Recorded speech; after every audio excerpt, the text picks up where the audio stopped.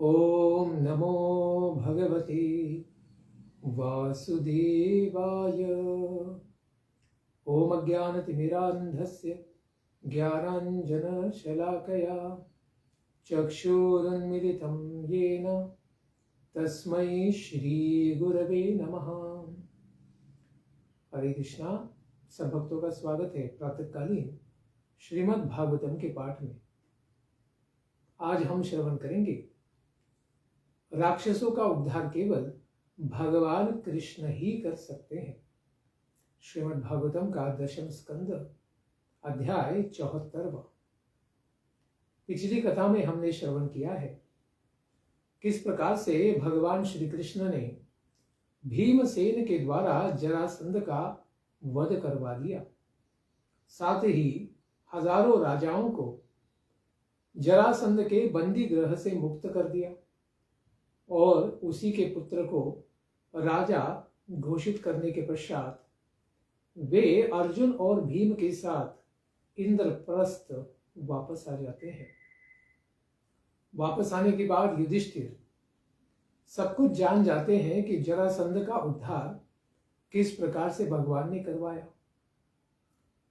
इस तरह सर्वव्यापक भगवान श्री कृष्ण की अद्भुत महिमा को सुनने के पश्चात युधिष्ठिर महाराज अत्यंत प्रसन्न हो जाते हैं और उनसे कहते हैं, हे सच्चिदानंद स्वरूप भगवान श्री कृष्ण, जो ब्रह्मा शिव इंद्र आदि सब लोकपाल हैं, वे तो आपकी ही आज्ञा को प्राप्त करके उसे शिरोधार्य करते हैं।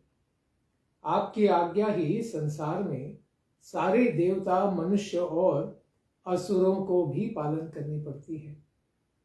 हे अनंत, वे ही तो आप कमल नयन हैं। जो हम लोग जो आपके भक्त हैं बड़े दीन हैं, लेकिन हम अपने आप को स्वामी मान लेते हैं और हमारे अंदर अहंकार की भावना हो जाती है। लेकिन आप कृपा करके जो भी आज्ञा देते हैं उनका सारा संसार पालन करता है, लेकिन हमें लगता है कि हम आपको आज्ञा देते हैं और आप हमारी आज्ञा का पालन करते हैं। यह तो आपकी मनुष्य लीला का अभिनय मात्र है। तद अत्यंत विडंबनम।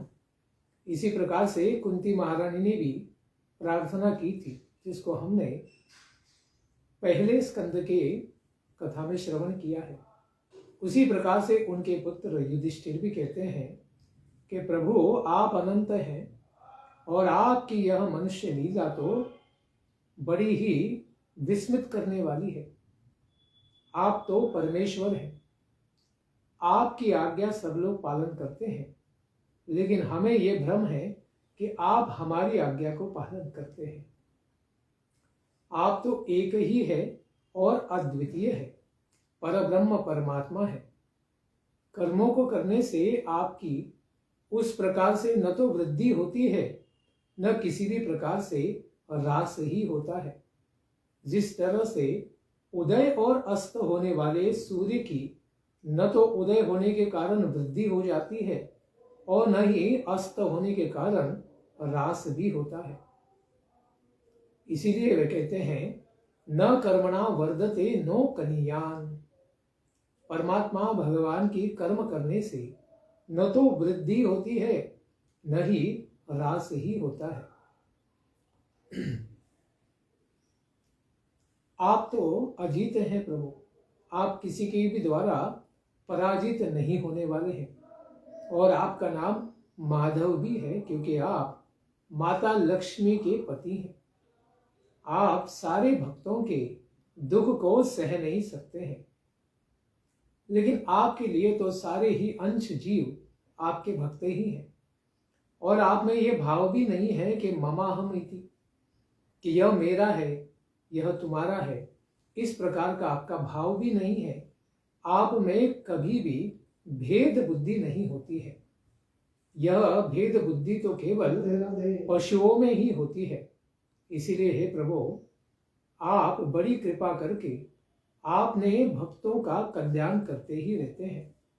तो सुखदेव गोस्वामी कहते हैं, इस प्रकार से कहकर महाराज युधिष्ठिर ने भगवान श्री कृष्ण की अनुमति से यज्ञोचित काल के आ जाने पर, सही तिथि आ जाने पर, जो कि ब्राह्मणों ने निश्चित की थी, यज्ञ के कर्म में निपुण उन वेदवादी ब्राह्मणों को ऋत्विज आचार्य इत्यादि के रूप में वर्ण कर दिया, क्योंकि यज्ञ तो ब्राह्मणों के द्वारा ही किया जाता है। इसमें कौन कौन से ब्राह्मणों को उन्होंने वर्ण किया, इनके भी नाम बताते हैं। श्री कृष्ण द्वैपायन व्यासदेव, भरद्वाज, सुमंतु, गौतम ऋषि, असित, वशिष्ठ, च्यवन, कण्व, मैत्रेय, कवश, त्रीत, विश्वामित्र, वामदेव, सुमति, जैमिनी, क्रतु, पैल, पराशर जो व्यासदेव जी के पिता हैं, गर्ग, वैशंपायन, अथर्व, कश्यप, धौम्य, परशुराम, शुक्राचार्य, आसुरी, वितिहोत्र, मधुश्चंदा, वीरसेन और अकृतवर्ण। इसके अतिरिक्त भी द्रोणाचार्य, भीष्म, कृपाचार्य आदि अपने पुत्रों के साथ धृतराष्ट्र तथा महाबुद्धिमान विदुर भी उसमें बुलाए गए थे। यज्ञ को देखने की इच्छा करने से ब्राह्मण, क्षत्रिय, वैश्य, शूद्र सभी राजागण तथा राजाओं की प्रजाएं भी वहां पर आई हुई थी। उसके पश्चात वे सभी ब्राह्मण यज्ञ भूमि को स्वर्ण के हल से जुतवाकर राजा युधिष्ठिर को शास्त्रानुसार यज्ञ की दीक्षा देते हैं, उनको यजमान बनाते हैं। कितना समृद्ध था युधिष्ठिर का राज्य कि स्वर्ण का हल उससे जमीन को, पृथ्वी को जुतवाया गया। प्राचीन काल में वरुण के यज्ञ में जैसे सभी उपकरण स्वर्ण के बनाए गए थे, उसी तरह महाराज युधिष्ठिर के यज्ञ में भी सभी उपकरण स्वर्ण के ही थे।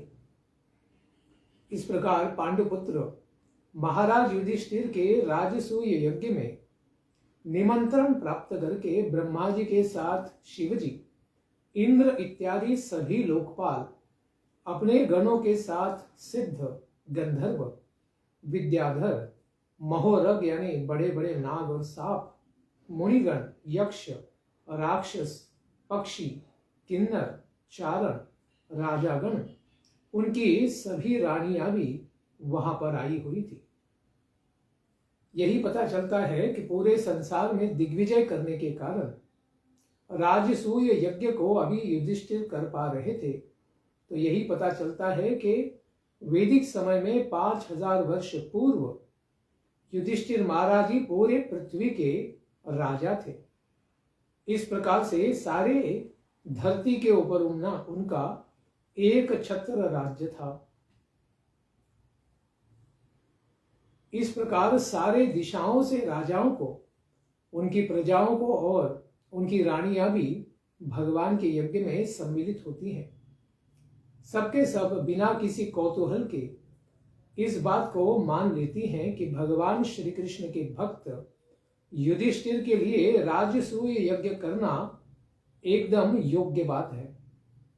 और देवताओं के समान तेजस्वी याजकों ने महाराज युधिष्ठिर से उसी तरह राजसूय यज्ञ कराया जिस तरह देवताओं ने वरुण से कराया था।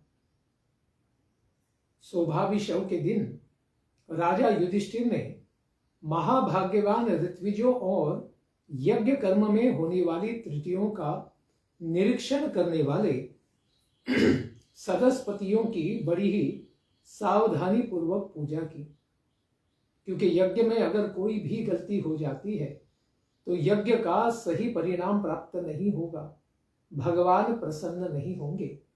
इसीलिए उस यज्ञ के ऊपर ध्यान देने वाले इस प्रकार ब्राह्मणों की यथोचित पूजा उन्होंने संपन्न की, क्योंकि सुत्यहनी अर्थात सोमलता से रस निकालने के दिन इस प्रकार से यह पूजा बड़ी सावधानी पूर्वक युधिष्ठिर महाराज ने की। सदस्यों में फिर अग्र पूजा यानी पहली पूजा किसकी हो, इस विषय पर विचार करने वाले सभासदगण मतों की भिन्नता के कारण ही कोई निश्चय नहीं कर पा रहे थे कि आज अग्र पूजा किसकी की जाए, क्योंकि उनके पास तो बड़े बड़े ऋषि मुनि राजा लोकपाल सभी लोग उपस्थित थे। तो इनमें सबसे महान कौन है, इसका उचित निर्णय नहीं हो पा रहा था।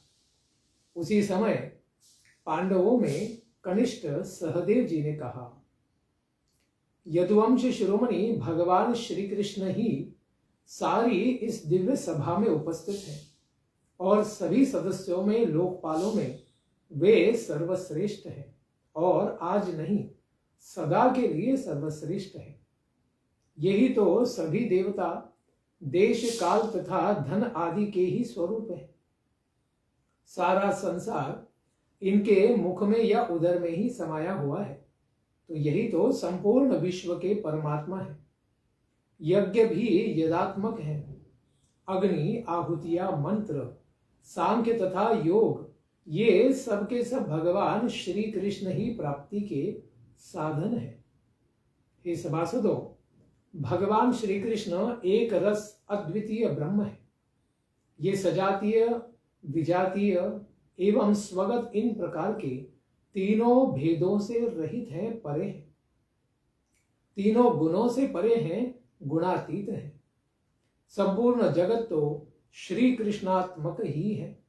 ये अपने आप में ही स्थित है। यह अजन्मा है तथा जगत की सृष्टि, स्थिति और संहार की भी करता है। इस प्रकार वे भगवान श्री कृष्ण का गुणगान करने लगे। जिन भगवान श्री कृष्ण की कृपा से ही अनेक प्रकार के यज्ञादि कर्मों को करने वाले सभी प्राणी धर्म, अर्थ, काम और मोक्ष रूप समस्त पुरुषार्थों को प्राप्त कर सकते हैं। अतएव भगवान श्री कृष्ण ही यहाँ पर अग्र पूजा के एकमात्र लाभार्थी हो सकते हैं। इन्हीं की अग्र पूजा होनी चाहिए। इनकी पूजा करने से समस्त प्राणियों की तथा आत्मा की भी पूजा हो जाएगी, क्योंकि सारी आत्माएं तो भगवान के अंश मात्र हैं। इस प्रकार भगवान की समर्चना करके हम अनंत फलों को प्राप्त कर सकते हैं, क्योंकि जीव तो संसार में अनेक लाभ प्राप्त करना चाहता है, तो केवल भगवान अनंत देव भगवान श्री कृष्ण की पूजा करने से ही यह लाभ हम प्राप्त कर पाएंगे। वही अपने आप में पूर्ण है, परम शांत है, सभी भूतों के परमात्मा है और अनन्यदर्शी। इस प्रकार भगवान की ही अग्र पूजा होनी चाहिए। इस प्रकार भगवान श्री कृष्ण के प्रभाव को जानने वाले सहदेव इतना ही कहकर चुप हो गए। उसको सुनकर सभी श्रेष्ठ पुरुष जो भी वहां आए थे, उन्होंने बहुत अच्छा साधु साधु इति तुष्टुवुः, सब लोगों ने इसका साधुवाद करके प्रशंसा की। ब्राह्मणों की वाणी को सुनकर और साथ ही सभासदों के हार्दिक अभिप्राय को जानकर फिर राजा युधिष्ठिर प्रेम से विवल हो गए।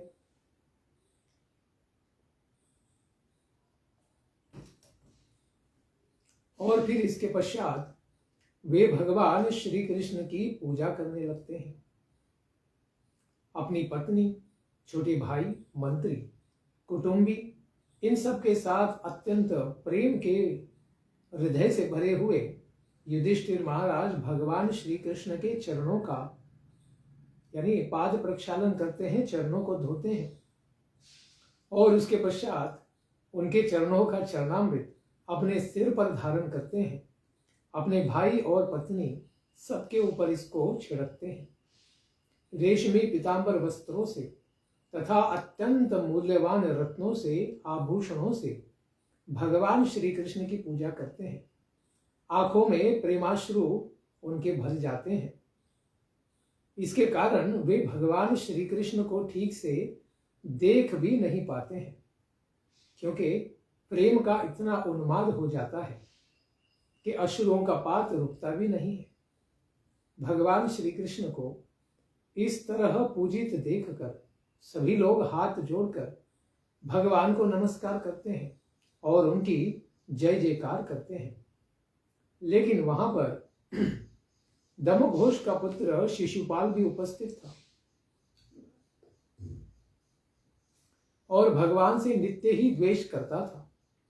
इस प्रकार भगवान श्री कृष्ण के गुणों का वर्णन सुनकर बड़ा ही क्रोधित हो गया और अपने आसन पर बैठा ही हुआ था, लेकिन क्रोध के कारण उठकर खड़ा हो गया और अपनी भुजा को उठाकर असहिष्णुता के कारण भगवान का सम्मान न सहने के कारण सभा में भगवान को सुनाकर कहता है, बड़ा ही निर्भय ढीठ होकर कठोर बातों को कहना शुरू कर देता है।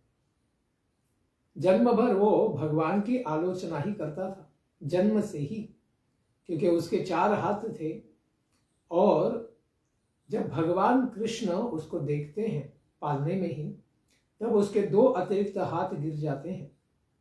तब उसकी माता को पता चलता है कि भगवान ही इसके काल होंगे, यानी इसकी मृत्यु भगवान के हाथ से ही होती है। तो भगवान से वह आशीर्वाद लेती है कि प्रभु आप इसको तब तक नहीं मारेंगे जब तक ये 100 अपराध एक साथ एक ही समय आपके प्रति न कर दे। तो भगवान तथास्तु कह देते हैं। इसलिए यह नित्य भगवान का अपराध करता था, लेकिन 100 अपराध नहीं करता था। लेकिन अभी काल की गति, जैसे कहते हैं कि जब मृत्यु का समय आ जाता है तो बुद्धि भी काम नहीं करती है। इसी प्रकार से अभी काल के प्रभाव में शिशुपाल बड़बड़ करना शुरू कर देता है। कहता है, सभासदों, काल ही तो ईश्वर है। यह श्रुति का वाक्य है, वह टालने पर भी तो टल नहीं सकता है। यहां मैं प्रत्यक्ष ही देख रहा हूं कि बच्चों और मूर्खों की बातों से सहदेव को बच्चा मानता है। बड़े बड़े ज्ञान वृद्ध और वृद्धों की भी बुद्धि चकरा जाती है। हे सभी सदस्यपतियों, आप सब लोग योग्य पात्र के चयन में सर्वथा समर्थ हैं। आप जान सकते हैं कि यहाँ पर अग्र पूजा किसकी होनी चाहिए। आप लोग इस बालक सहदेव की बातों को ठीक नहीं मानना चाहिए कि कृष्ण की ही अग्र पूजा योग्य है।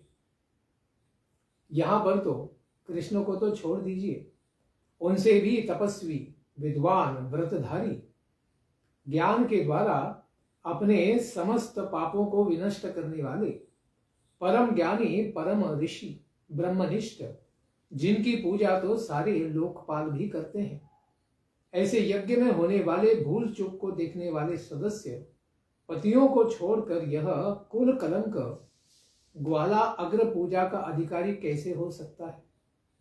क्या यज्ञ के पुरोडाश का अधिकारी कभी कौवा हो सकता है क्या? वास्तविक अर्थ यानी 2 अर्थ हैं। राक्षसी शिशुपाल एक शब्दों का अर्थ करके बोल रहा है, लेकिन माता सरस्वती तो भगवान के प्रति कभी अपराध नहीं करेंगी। इसलिए सारस्वत अर्थ को भी समझना चाहिए, क्योंकि इसका वास्तविक अर्थ पहले के श्लोक के समान ही करना चाहिए, जहां पर गोपाल इति कहा गया है। वेद हो, पृथ्वी हो, इन सब का पालन तो भगवान करने वाले हैं। कुलपांसनः निंदित अर्थात वेद विपरीत बातें करने वाले पाखंडियों का वाचक है। कुलपा उन सबों को विनष्ट करने वाले, नष्ट करने वाले, यही कुलपांसनः का वास्तविक अर्थ है कि जो वेदों को पालन नहीं करते, जैसे पौंड्रक भगवान का विरोध करता था, उसका भगवान ने नाश कर दिया। उसके बाद कहते हैं अकाकः, इसकी भी व्युत्पत्ति है कि कंच अकंच, सुख दुख जिनमें है ही नहीं। भगवान तो आप्तकाम है, भगवान को कोई इच्छा नहीं और जो भगवान की इच्छा है वो स्वयं ही सिद्ध होती है।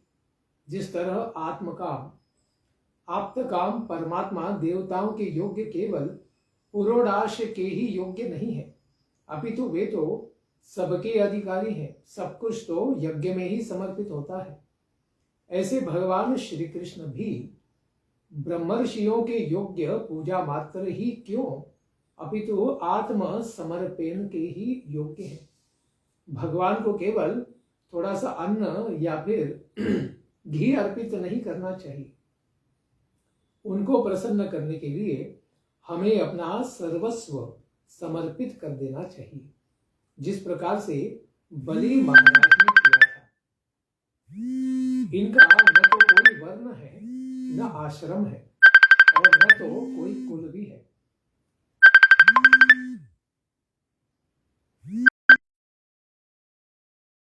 इनका न तो कोई वर्ण है, न आश्रम है, और न तो कुल है। इन सबों से रहित ये सभी धर्मों से बहिष्कृत है, ऐसा शिशुपाल कहता है। ये स्वेच्छाचारी हैं, लोक एवं वेद की मर्यादाओं को पालन नहीं करते हैं, उनका उल्लंघन करने वाले हैं। इनमें कोई भी गुण नहीं है, क्योंकि शिशुपाल को तो कोई गुण दिखता नहीं है। जो स्वयं में जिसके लाखों दुर्गुण हो, वो किसी अन्य व्यक्ति में कोई सद्गुण नहीं देख सकता है। ऐसी स्थिति में शिशुपाल कहता है कि इनकी अग्र पूजा कैसे योग्य है। तो आचार्य कहते हैं वर्ण आश्रम और कुल इनसे रहित भगवान है, क्योंकि भगवान तो परब्रह्म है। श्रुति भी कहती है अनाम गोत्रम, ब्रह्म का न तो कोई नाम होता है, न ही कोई गोत्र होता है। अतः काले इसी के कारण अधिकारी नहीं होने के कारण ये सभी धर्मों से बहिष्कृत है। भगवान को कोई धर्म बांध नहीं सकता है, और परमेश्वर होने के कारण वे अपनी इच्छा के अनुसार ही आचरण करते हैं। किसी के दबाव में प्रभाव में आकर कभी कोई भी कार्य नहीं करते हैं। और भगवान तो गुणातीत है, निर्गुण है। इसलिए तमोगुण, रजोगुण, सत्वगुण इन तीनों गुणों से वे परे हैं। इस प्रकार भगवान श्री कृष्ण जीवों के योग्य केवल पूजा के ही पात्र कैसे हैं? केवल पूजा नहीं, सब कुछ उनके चरणों में ही समर्पित कर देना चाहिए। इनका वंश, शिशुपाल कहता है, ययाति के द्वारा अभिशप्त हुआ है। ययाति ने शाप दिया था केवल कुरु के ही जो आगे बच्चे होंगे वे भारत के ऊपर राज करेंगे, और यदु से आने वाले यादव इनका अधिकार नहीं होगा। इस प्रकार शिशुपाल कहता है कि ययाति के द्वारा शापित होने के कारण ही ये सत्पुरुषों के द्वारा बहिष्कृत भारत से इनको बाहर निकाल दिया गया है। इसीलिए ये डर के मारे समुद्र में जाकर छिप गए हैं। इनके वंश वाले सदा ही मधुपान में आसक्त रहते हैं, वारुणी पीते हैं। अतएव ये अग्र पूजा के योग्य कैसे हो सकते हैं? इसका वास्तविक अर्थ स्वामी जी करते हैं कि हम जैसे लोग इनकी महिमा का वर्णन किस प्रकार से कर सकते हैं, क्योंकि इनका वंश राजा ययाति के द्वारा अभिशप्त होने पर भी सत्पुरुषों के द्वारा बहिष्कृत कैसे हो सकता है? क्योंकि भगवान श्री कृष्ण स्वयं यदुवंश में प्रकट हो गए हैं। इसीलिए यह वंश ययाति के द्वारा शाप से भी बाधित नहीं है। फिर भी उनके विचारों का सम्मान करते हुए ये स्वर्ग में जा सकते हैं, लेकिन ये तो समुद्र में बैठे हुए हैं, द्वारका में है। और इनकी लीलाएं और गुणगान तो हमारे भी शिरोधार्य हैं, और हम लोगों के वंश के समान व्यर्थ ही पान करने वाला कैसे हो सकता है? वह तो अत्यंत निश्चित आचरण करने वाले ही भगवान हैं। इसीलिए सौभाग्य की बात है कि यदुवंशियों का इस प्रकार से दिव्य वंश है। यदुवंश के वृद्ध ययाति का शाप इनके वंश को कभी भी अभिभूत नहीं कर सकता है। ये तो साक्षात परमात्मा है। ये केवल पूजा के ही पात्र कैसे हैं? हमें तो सर्वस्व इनके चरणों पर समर्पित कर देना चाहिए। ये ब्रह्मर्षियों द्वारा, शिशुपाल कहता है, ब्रह्मर्षियों द्वारा सेवित मथुरा आदि सब स्थानों का परित्याग करके ब्रह्म वर्चस्व के विरुद्ध समुद्र में किला बनाकर रहते हैं। वहां से ये जब बाहर निकलते हैं तो डकैतों के समान प्रजाओं को कष्ट पहुंचाते हैं। तो श्रीधर स्वामी कहते हैं, जो राजागण दुष्टों को भगाते हैं और उस कार्य के लिए कीकट आदि देशों में जाकर रहने लगते हैं, ये लोग तो ब्रह्मर्षियों से सेवित ब्रह्म वर्चस्व विहीन समुद्र रूपी दुर्ग यानी किले का त्याग करके जो भी लुटेरी प्रजा है, दूसरों को संताप देने वाले हैं, उन सबों को कष्ट देते हैं। इसका अर्थ इस प्रकार है, वेद तथा उसके अर्थों के अभियोग को ही ब्रह्म वर्चस्व कहते हैं। उसके विपरीत अब्रह्म वर्चस्व होता है। और समुद्रम में तो मुद्रा शब्द से ही चिन्हित चिन्ह को कहा गया है, उससे युक्त ही समुद्र है। समुद्रा समुद्रम अर्थात वेद विरुद्ध चिन्ह पाखंड होता है। उसको अपनाने वाले लोगों से पाखंड को त्याग कर उन्हें भगवान दंडित करते हैं। अतएव यादवों से बढ़कर कोई दूसरा धार्मिक नहीं है। शिशुपाल के पौरुष्य का वर्णन पहले ही कर दिया गया है। इसीलिए सुखदेव गोस्वामी कहते हैं, परीक्षित, शिशुपाल का मंगल नष्ट हो चुका था, उसके सारे पुण्य कर्मों का प्रभाव नष्ट हो चुका था। उसने इस तरह की और कठोर वचनों के द्वारा भगवान श्री कृष्ण को नाना प्रकार से सुनाया। किंतु जिस प्रकार से सिंह सियार के हुआ शब्द करने से कभी भी विचलित नहीं होता है, नहीं उसके ऊपर ध्यान भी देता है, उसी तरह भगवान कुछ भी नहीं बोले। श्री भगवान की असह्य निंदा को सुनकर कुछ सभासदों ने अपने कान के ऊपर शब्द न पड़े इसलिए कानों को बंद कर लिया। शिशुपाल को गाली देते हुए वहां से वे बाहर निकल गए, चले गए। श्री भगवान की अथवा उनके भक्त की निंदा को सुनकर अथवा उनके भक्तों की निंदा को वहां से न हटने से अपराध हो जाता है, यानी व्यक्ति के सारे पुण्यों का नाश हो जाता है और वह अधोगति को प्राप्त करता है। इसलिए भगवान का, उनके भक्तों का, शास्त्रों का, भगवान के नाम का कभी भी अपराध हमें कानों से भी श्रवण भी नहीं करना चाहिए, हमारा सर्वनाश हो जाएगा। उसके पश्चात बड़े क्रोधित होने वाले पांडव तथा मत्स्य, कैकय और सृंजय वंशी राजागण शिशुपाल को तुरंत मारने की इच्छा से अपने अस्त्र शस्त्रों को धारण करके उठ के खड़े हो जाते हैं। उसके पश्चात बिना किसी घबराहट के शिशुपाल अपने हाथ में खड्ग एवं ढाल को धारण करके महाराज युधिष्ठिर की सभा में ही कृष्ण पक्षीय राजाओं की निंदा करते हुए उनको ललकारने लगता है। उसी समय भगवान भी क्रोधित हो जाते हैं और देखते हैं आज की बेला में, अभी तक तो 100 अपराध वो एक साथ नहीं करता था, लेकिन आज तो इसने सारे बंधनों को पार कर दिया और 100 से भी अधिक अपराध कर चुका है। इसीलिए भगवान क्रोधित होकर खड़े हो गए और अपने लोगों को रोक कर कहते हैं शांति, और अत्यंत तीक्ष्ण धार वाले अपने सुदर्शन चक्र को धारण करते हैं और अपनी ओर से झपटते हुए शत्रु शिशुपाल जो उनके सामने ही भाग रहा था उसके सिर को काट देते हैं।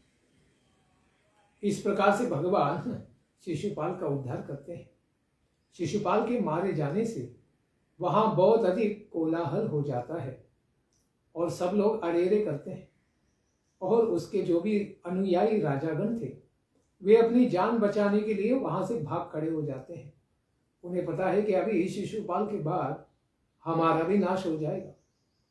जिस तरह आकाश से गिरी हुई उल्का पृथ्वी में समा जाती है, उसी तरह सब करोड़ों सभासदों के सामने देखते ही देखते शिशुपाल के शरीर से उसकी आत्मज्योति बाहर निकली और भगवान श्री कृष्ण के विग्रह में प्रवेश कर गई। इस प्रकार सही रूप में यह तो भगवान के अनुचर जय विजय में से ये जय था, जो भगवान का द्वेष करने के कारण चतुष्कुमारों का अपराध किया था। इसी के कारण इसे 3 जन्म राक्षस बनने का शाप मिला था और शिशुपाल के रूप में इसका यह 3रा जन्म था। लेकिन सदा ही भगवान का अंतःकरण के द्वारा ध्यान करने वाला, भले ही बैर की भावना रखने वाला, जो भावना उसकी बढ़ती ही जा रही थी हर जन्म में, शिशुपाल के जन्म में वह सर्वाधिक बढ़ गई। उसी के कारण भगवान का नित्य ध्यान करने के कारण ही वह तन्मय हो गया था। यही सत्य है कि मृत्यु के समय में जिस प्रकार की भावना होती है, उसी प्रकार की भावना की योनि को व्यक्ति प्राप्त करता है। और भगवान का नित्य ही चिंतन करने वाला यह शिशुपाल भी मृत्यु को पार कर गया और इसने मोक्ष गति को प्राप्त किया। भगवान के समान ही रूप धारण करके अपना नित्य वैकुंठ दूत का, पार्षद का भाव उसने पुनः प्राप्त कर लिया। तो जो पहले वराह देव के द्वारा मारा गया था हिरण्याक्ष के रूप में, और उसके पश्चात रावण के रूप में मारा गया भगवान राम के द्वारा, फिर भी उसका इस संसार से उद्धार नहीं हो पाया, क्योंकि राक्षसी मनोभाव को उसने त्याग नहीं किया था।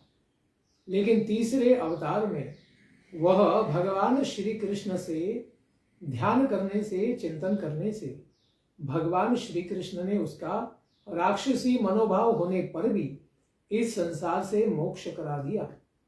इसी से पता चलता है कि संसार में भक्तों का उद्धार तो भगवान नारायण, राम, नरसिंह सब कर सकते हैं, लेकिन राक्षसों का उद्धार इस संसार से उनका राक्षसी मनोभाव न जाने पर भी भगवान श्री कृष्ण मोक्ष करा सकते हैं। इस प्रकार से भगवान श्री कृष्ण ही केवल राक्षसों को मोक्ष दिला सकते हैं। इस प्रकार पृथ्वी के एकमात्र राजा बने युधिष्ठिर ने सदस्यों और ऋत्विजों को बड़े ही अधिक मात्रा में दक्षिणा प्रदान की और सबका सत्कार किया, और उसी के पश्चात विधि पूर्वक अवभृत स्नान भी किया। योगेश्वरों के भी जो स्वामी है, ऐसे भगवान श्री कृष्ण महाराज युधिष्ठिर के यज्ञ को पूर्ण कराकर अपने सगे संबंधियों और सुहृदों की प्रार्थना से कुछ महीनों तक वहीं इंद्रप्रस्थ में निवास करते हैं। उसके पश्चात महाराज युधिष्ठिर के नहीं चाहने पर भी भगवान श्री कृष्ण ने उनसे आज्ञा प्राप्त कर ली और अपनी पत्नियों और मंत्रियों के साथ वे इंद्रप्रस्थ से अपनी नगरी द्वारका के लिए प्रस्थान करते हैं। इस प्रकार 7वें स्कंद में शुभदेव गोस्वामी ने अत्यधिक विस्तार से इस उपाख्यान को पहले ही सुना चुके हैं कि सनकादि ब्राह्मणों के शाप के कारण वैकुंठ में रहने वाले जय विजय की बारंबार क्यों उन्हें जन्म लेना पड़ा था। इस प्रकार से भगवान ने शिशुपाल का उद्धार कर दिया। ऐसे श्री भगवान को बारंबार प्रणाम है। इसके पश्चात की भगवान की कथाओं को हम श्रवण करेंगे कल के प्रातःकालीन सत्र में। धन्यवाद। हरे कृष्ण। ग्रंथराज श्रीमद् भागवतम की जय। निताय गौर प्रेमानंदे। हरि हरि बोल। जय जय श्री राधे श्याम। जय जय श्री वृंदावन धाम।